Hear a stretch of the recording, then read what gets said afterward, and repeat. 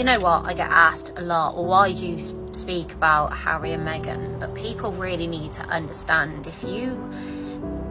when you've been through trauma, abuse, you have a different language, you have a different understanding of scenario situations in front of you. Sometimes it's shit.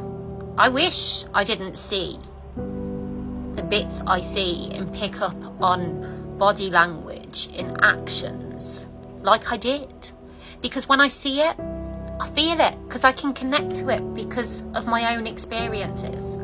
My platform is The Aftermath. It's about survivors coming together, healing, moving forward, no longer being that victim to your own mind from someone else's damage and pain that they put on you. It's about taking control and moving away. But we can't fix the language that was laid in us, one for protection, one to help us, one that is connected to our emotions. So when we see a trial like Johnny Depp Amber Heard, naturally people who've been through domestic violence are going to feel kind of way, and the majority lined up with Johnny Depp because we related, we understood, we got it but we didn't just watch it and understand, we felt it, because that was us once upon a time.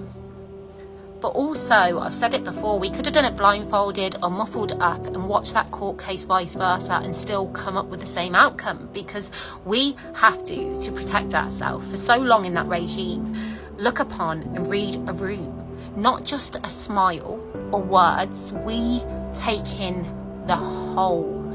But not just here, our body is built in to react. So we get passionate, especially for injustice, because we know what it is to feel that injustice. We know what it is to feel wronged. We know what it is to be that person who is being lied about. And we want to defend and stand for truth. That's the reality. So most people in this community have come from broken families, let down from people. Some have been able to move on with those family members that have let them down, because there's always a way. Some have to cut them off. Toxic, get out the way. I can't have that in my life. But when people look upon this whole situation with Harry and Meghan and they take it in and they're reading actions, behaviours, when you witness the isolation, the segregation, red flag. When you witness no one at the wedding, red flag. When you witness and listen to his words about he's told in the most vulnerable moments of just having Lilibet, his daughter, that you are now a man and no longer a spare. For that I love you. We don't hear that. What we hear is he is vulnerable in that moment, and she is telling him, you don't need to go back to those people right now. They treated you as a spare, but I love you.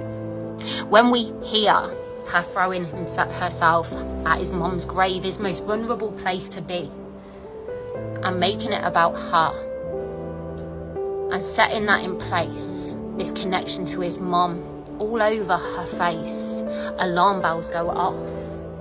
When we see on Charles's coronation, the moment where he could have caved and tried to fix and mend this broken way, there's pictures of Archie for his 4th birthday, but they're not a 4th birthday. It's him when he's a baby, touching a picture of his mom, his most insecure moments. It's this whole body language and behaviours that we know and understand. And that's a fact.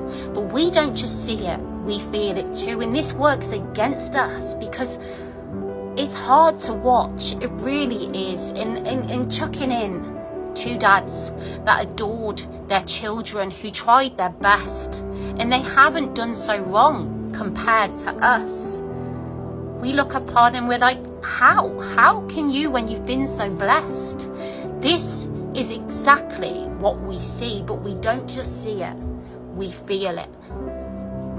There's never any now in Harry and Meghan's life. It's always the past, in that ditch that we know so well, that ditch of pity, going over and over the pain, the hate. It's not a good place to be. We see him being placed in that, from actions of throwing on the grave and pictures of his son. Why is it not now? Why is it not freedom? Why is it not happiness? Why are we going back and living in the past? Why is it not about the future in the now? Because we know only too well, once you get in that ditch of pain and hurt, you go on self-destruct to spiral. And as his wife, like we've seen in Catherine, she's came along and gave William the love and the time and the support in order for him to be the best person he can. And we've not seen that in Meghan. We've seen the rest.